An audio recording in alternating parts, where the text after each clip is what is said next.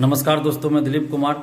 दोस्तों, बीएसएससी प्रथम इंटर स्तरीय बहाली के काउंसलिंग से संबंधित जो नोटिस बीएसएससी ने 19 सितंबर को खुद ही जारी किया था, जिसमें यह कहा गया था कि नवंबर प्रथम सप्ताह में काउंसलिंग शुरू होगी, उस नोटिस का पालन बीएसएससी खुद ही नहीं कर रही है, क्योंकि अभी तक काउंसलिंग की तिथि घोषित नहीं की गई है और न ही काउंसलिंग के लिए कोई रैंक लिस्ट जारी किया गया, जबकि नवंबर प्रथम सप्ताह में आने में सिर्फ 3 दिन बचा हुआ है। और दूसरी तरफ जो 727 नए अभ्यर्थी मुख्य परीक्षा पास किए, उनके लिए भी टंकन और आशुलेखन परीक्षा की तिथि घोषित नहीं की गई है। सिर्फ इतना बताया गया है कि 30 अक्टूबर के बाद ये परीक्षा होगी, लेकिन आज 29 अक्टूबर है और अभी तक कोई तिथि घोषित नहीं की गई है।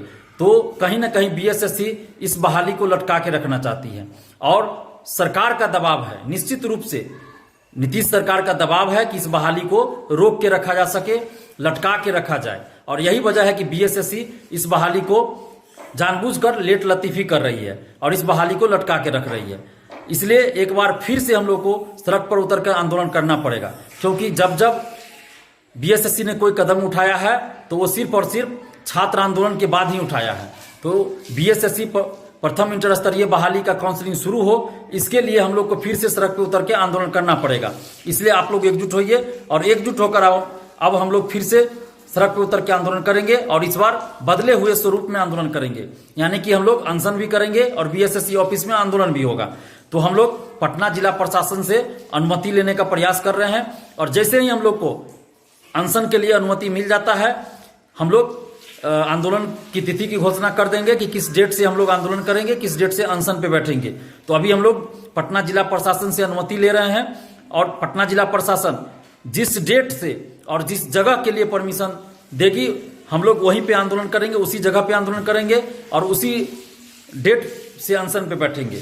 तो अनशन के लिए जिला प्रशासन से अनुमति लेना अनिवार्य होता है, क्योंकि अगर बगैर परमिशन के हम लोग अनशन पे बैठते हैं तो पुलिस बल हम लोग को 2-3 घंटा में हटा देगी और वो सही नहीं होगा। लेकिन अगर हम लोग परमिशन लेके अनशन पे बैठते हैं तो इसका फायदा ये होगा कि एक मिनट पे हमारी जो मांग है, हम लोगों की जो एक्टिविटी है, वो सरकार और आयोग तक जाएगी, वो भी सरकार के अधिकारियों के द्वारा जाएगी। तो ये अच्छी बात होगी, क्योंकि हम लोग का जो डिमांड है वो सरकार के अधिकारियों के द्वारा सरकार और आयोग तक हर एक मिनट पहुंचता रहेगा और हम लोग एकजुटता दिखाएंगे और अनशन पे जब बैठेंगे तो उसका असर होगा और बीएसएससी को हर हाल में काउंसलिंग शुरू करवानी पड़ेगी। तो बस आप लोग एकजुट रहिए और हम लोग अनशन करेंगे। हमने पहले भी कहा था, लेकिन अभी तक जिला प्रशासन से अनुमति नहीं मिला है, इसलिए हम लोग अनशन के लिए डेट की घोषणा नहीं कर रहे हैं। लेकिन जैसे ही अनशन का परमिशन मिल जाता है, हम लोग अनशन किस तिथि से होगा उसकी घोषणा कर देंगे। अब देखना है कि पटना जिला प्रशासन किस डेट से अनशन करने का परमिशन देती है, तो हम लोग को वेट करना पड़ेगा। लेकिन बहुत जल्द हम लोग अनशन पे बैठेंगे। बस आप लोग एकजुट रहिए और जो एकजुटता 23 सितंबर के छात्र महाआंदोलन में आप लोगों ने दिखाई थी, वही एकजुटता एक बार फिर से दिखाइए, लेकिन संख्या बल कम से कम उससे 10 गुना ज्यादा होनी चाहिए। और बीएसएससी के सचिव अध्यक्ष महोदय से हम कहना चाहते हैं कि आपने खुद ही नोटिस जारी किया था। ये नोटिस परीक्षार्थियों ने तो जारी नहीं किया था, ये नोटिस दिलीप कुमार ने तो जारी नहीं किया था, ये नोटिस आप लोगों ने जारी किया था, बीएसएससी के सचिव और अध्यक्ष महोदय। तो उस नोटिस का पालन आपको करना चाहिए। और अगर आप नवंबर प्रथम सप्ताह में काउंसलिंग शुरू नहीं करवाते हैं तो ये आपके माथे पे कलंक होगा और इससे बीएसएससी भी कलंकित होगा, क्योंकि आप झूठा कहलाइएगा, क्योंकि आप छोटे मोटे पद पे नहीं बैठे हुए हैं, आप इतने बड़े पद पे बैठे हुए हैं। एक भर्ती आयोग के आप लोग चेयरमैन और सचिव हैं, इस बात का ख्याल रखिए।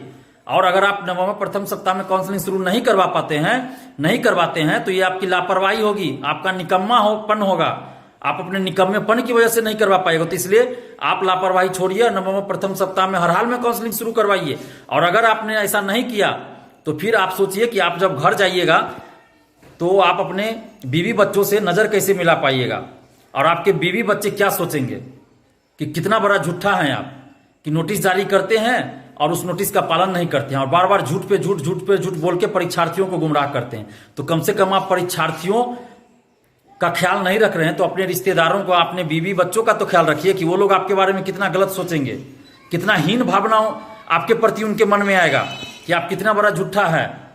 तो ऐसी स्थिति ना आने दीजिए और आप हर हाल में नवंबर प्रथम सप्ताह में काउंसलिंग शुरू करवा दीजिए।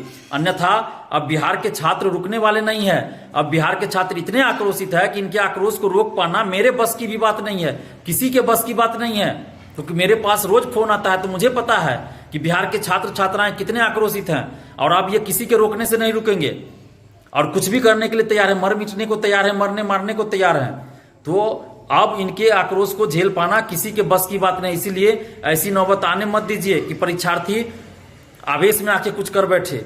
आप उससे पहले ही जो वादा किए थे उस वादा को पूरा कर दीजिए। नवंबर प्रथम सप्ताह में हर हाल में काउंसलिंग शुरू करवा दीजिए, अन्यथा परीक्षार्थी बहुत कुछ करने के लिए अब तैयार है और इनको रोक पाना अब संभव नहीं है। और परीक्षार्थियों से भी हम आग्रह करें कि आप लोग एकजुट रहिए और एकजुट होकर हम लोग आंदोलन करेंगे, अनशन करेंगे और इस लड़ाई को जीतेंगे। धन्यवाद। जय हिंद।